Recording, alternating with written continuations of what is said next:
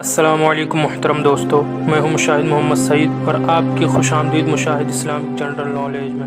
ہماری ٹاپک ہے کرامات صحابہ کم ہونے کی وجہ کیا تھی۔ امام احمد بن حنبل رضی اللہ تعالیٰ عنہ سے پوچھا گیا کہ صحابہ کرام سے کرامت کا صدور کم کیوں ہوا؟ جواب ارشاد فرمایا کہ صحابہ کرام کے ایمان قوی تھے، انہیں اس کی احتیاج نہ تھی کہ انہیں کرامات سے تقویت دی جاتی۔ بعد کے لوگوں میں کوتاہ بینی آتی گئی، اس لیے ضرورت ہوئی کہ اظہار کرامت سے انہیں تقویت دی جائے۔ علامہ یافعی رحمۃ اللہ تعالیٰ علیہ شیخ کبار نے فرمایا، حضرت مریم رضی اللہ تعالیٰ عنہا سے ابتدائی کرامت کا ظہور زیادہ ہوا تاکہ ان کے ایمان کو قوت دی جائے اور ان کے یقین کو درجہ کمال تک پہنچایا جائے۔ بے موسم کے پھلوں کا ان کی خدمت میں آنا وغیرہ اسی لیے تھا، مگر جب ایمان و یقین کاملیت تک پہنچ گئے تو انہیں بھی وسیلہ اور سبب کا محتاج بنا دیا گیا اور حکم ہوا کہ کھجور کی شاخیں ہلاؤ تو تازہ پھل گریں گے، حالانکہ رب تعالیٰ چاہے تو بغیر شاخوں اور ٹہنیوں کے بھی تازہ پھل عطا کرے، مگر چونکہ اب ایمان و ایقان قوی ہو چکے تھے اس لیے نظام اسباب کے ساتھ مقید کیا گیا۔ عارف حق شیخ شہاب الدین سہروردی کا ارشاد ہے، بندہ پر کرامتوں کے دروازے اس لیے کھولے جاتے ہیں کہ اس کا یقین قوی ہو جائے، اور جن لوگوں سے کرامتوں کا صدور ہوتا ہے ان سے اوپر ایک اور طبقہ ان لوگوں کا ہے جن کے قلوب سے پردے اٹھا لیے گئے ہیں، ان کے دل روح یقین سے زندہ ہیں، انہیں کرامت کی حاجت نہیں۔ رسول اللہ صلی اللہ علیہ وسلم کے صحابہ کی کرامتیں اسی وجہ سے کم ہوئی اور مشائخ متاخرین کی کرامات زیادہ منقول ہیں۔ صحابہ رضی اللہ عنہم کے قلوب روشن، نفوس پاک اور باطن صاف تھے، دنیا سے بے رغبتی ان کا مزاج بن چکا تھا، عبادت ان کی خصلت بن گئی تھی، انہوں نے آخرت کا معائنہ کر لیا تھا، اس لیے کہ ان حضرات نے صحبت رسول اکرم صلی اللہ علیہ وسلم کی نورانیت پائی تھی، انہوں نے نزول وحی کا مشاہدہ کیا تھا، فرشتگان قدس ان کے سامنے آتے جاتے تھے، اس لیے وہ حضرات کرامات و خوارق سے بے نیاز تھے۔ جو یقین کے اس کمال کو پہنچ جائے، عالم حکمت کے نظام میں ان حقائق کا مشاہدہ کر لیتا ہے جو دوسروں کو انوار قدرت میں نظر آتے ہیں، وہ حکمت کے پردوں میں ہی قدرت کو پوشیدہ بلکہ عیاں دیکھتا ہے۔ اگر قدرت مجرد اور نمایاں ہو کر اس کے سامنے جلوہ گر ہو تو اسے کوئی حیرت نہ ہوگی، اور جو حیرت والے ہوں گے ان کے یقین کو تقویت ہوگی، کیونکہ حجاب حکمت کی وجہ سے جس قدرت کا انہیں مشاہدہ نہ ہو سکا تھا وہ ان پر آشکار ہو چکی تھی۔ آپ ہی کا ارشاد ہے، اولیاء اللہ سے متعدد انداز میں کرامات کا ظہور ہوتا ہے اور وہ حضرات غیب سے آوازیں سنتے ہیں، زمین کی تنابیں ان کے لیے کھینچی جاتی ہیں کہ طویل فاصلہ آسانی سے طے کر سکیں، اشیاء کی حقیقت و ماہیت ان کے لیے بدل جاتی ہے، جیسے مٹی کا سونا بن جانا وغیرہ، دلوں میں پوشیدہ باتیں ان پر منکشف ہو جاتی ہیں، ہونے سے قبل انہیں بعض واقعات کا علم ہو جاتا ہے، اور یہ سب اطاعت رسول کا صدقہ ہے۔ جو بھی رسول اکرم صلی اللہ علیہ وسلم کی پیروی اور اتباع زیادہ کرتا ہے اسے زیادہ قرب حاصل ہوتا ہے، چنانچہ فرمان خداوندی ہے، قل ان کنتم تحبون اللہ فاتبعونی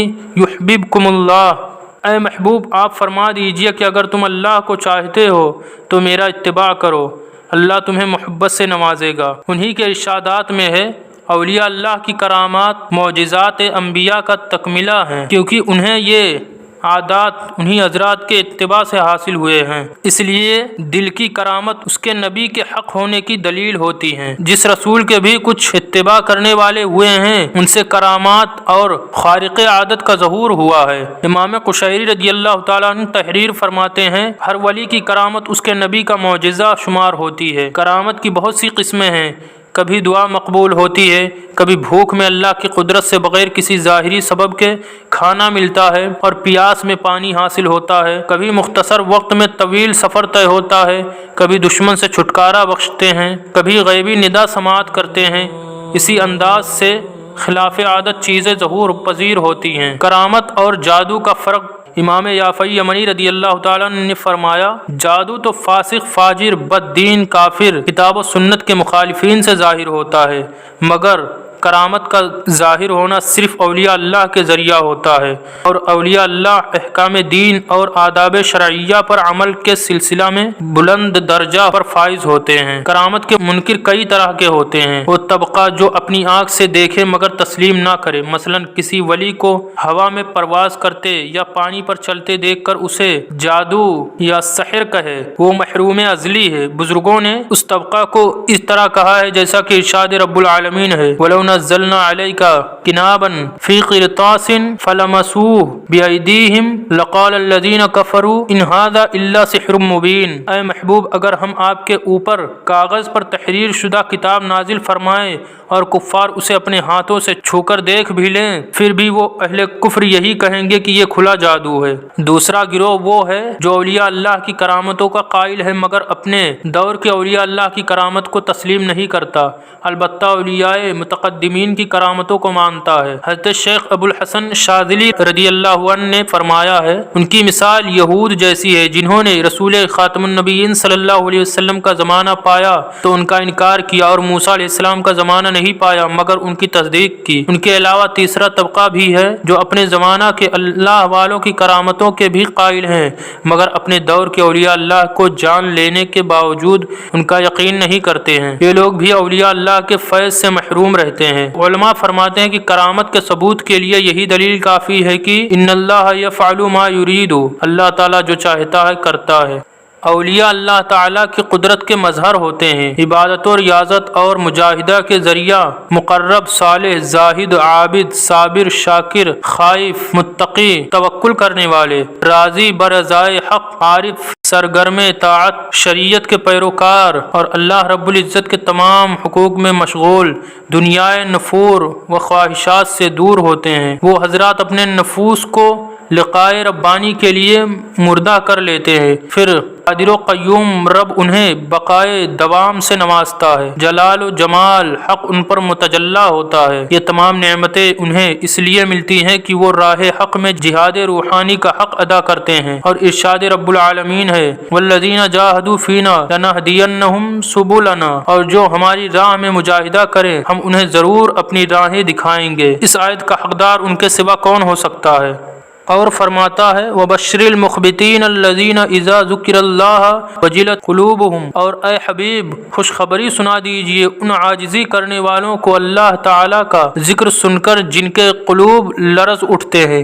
اور فرماتا ہے إِنَّمَا الْمُؤْمِنُونَ الَّذِينَ إِذَا ذُكِرَ اللَّهُ وَجِلَتْ قُلُوبُهُمْ وَإِذَا تُلِيَتْ عَلَيْهِمْ آيَاتُهُ زَادَتْهُمْ إِيمَانًا وَعَلَى رَبِّهِمْ يَتَوَكَّلُونَ۔ ایمان والے وہی ہیں کہ جب اللہ کا ذکر ہوتا ہے تو ان کے دل ڈر جاتے ہیں، اور جب ان پر اللہ کی آیتیں پڑھی جاتی ہیں تو ان کے ایمان میں اضافہ کرتی ہیں اور وہ اپنے رب پر بھروسہ کرتے ہیں۔ اور فرماتا ہے إِنَّهُ لَيْسَ لَهُ سُلْطَانٌ عَلَى الَّذِينَ آمَنُوا وَعَلَى رَبِّهِمْ يَتَوَكَّلُونَ، بے شک ان پر شیطان کا کوئی زور نہیں چلتا جو ایمان لائے اور اپنے رب پر بھروسہ کرتے ہیں۔ حضرت مصعب بن عمیر رضی اللہ تعالیٰ عنہ ایک بار مینڈھے کی کھال پہنے ہوئے جا رہے تھے۔ رسول اللہ صلی اللہ علیہ وسلم نے ملاحظہ کیا تو صحابہ کرام کو مخاطب کر کے فرمایا، مصعب کو دیکھتے ہو اللہ اور رسول کی محبت نے ان کا یہ حال کر دیا ہے۔ ایک شخص نے بارگاہ رسالت مآب میں آ کر سوال کیا، یا رسول اللہ صلی اللہ علیہ وسلم احسان کیا ہے؟ فرمایا، اللہ کی عبادت اس طرح کر گویا تو اسے دیکھ رہا ہے، اگر یہ نہ ہو سکے تو اس طرح کر کہ وہ تجھے دیکھ رہا ہے۔ غور کیجئے تو ان فرامین مبارکہ کے سانچے میں ڈھلی ہوئی زندگیاں اولیاء اللہ کی ہوتی ہیں۔ ان بندگان خدا کو خرید و فروخت کچھ بھی یاد الہی سے غافل نہیں کرتی۔ دنیا کا لالچی بھلا ان اوصاف کے حامل کب ہو سکتے ہیں؟ رسول اکرم صلی اللہ علیہ وسلم کا ارشاد ہے، اگر بکریوں کے ریوڑ میں 2 بھیڑیے پہنچ جائیں تو وہ اتنی تباہی و بربادی نہیں پھیلا سکتے جتنا نقصان انسان کے دین کو مال و زر کی لالچ پہنچاتی ہے۔ اور فرمان رب العالمین ہے، ان الانسان لیطغی ان رآہ استغنی، بے شک انسان سرکشی کرتا ہے یوں کہ وہ اپنے کو مالدار دیکھتا ہے۔ نخوت و کبر پہ قوت تجھے شیدا نہ کرے، تیری دولت تیری دنیا تجھے رسوا نہ کرے، قطرہ آب نجس اصل حقیقت ہے تیری، تو بھی فرعون زمانہ بنے اللہ نہ کرے، عبدیت سیکھ غلامی یہ محمد اپنا، ان کا شیدا تو دو عالم کی بھی پرواہ نہ کرے۔ محترم ناظرین کرام، اس ویڈیو میں بس اتنا ہی. تب تک کے لیے آپ بنے رہیے ہماری ویڈیوز کو دیکھنے کے لیے. اگر ویڈیو پسند آئی ہو تو ویڈیو کو لائک کریں اور مزید اسلامک ویڈیوز کو حاصل کرنے کے لیے چینل کو سبسکرائب کریں اینڈ بیل آئیکن پر پریس رکھیں. تب تک کے لیے اللہ حافظ، خدا حافظ. And thanks for watching my videos and almost you watch my all videos.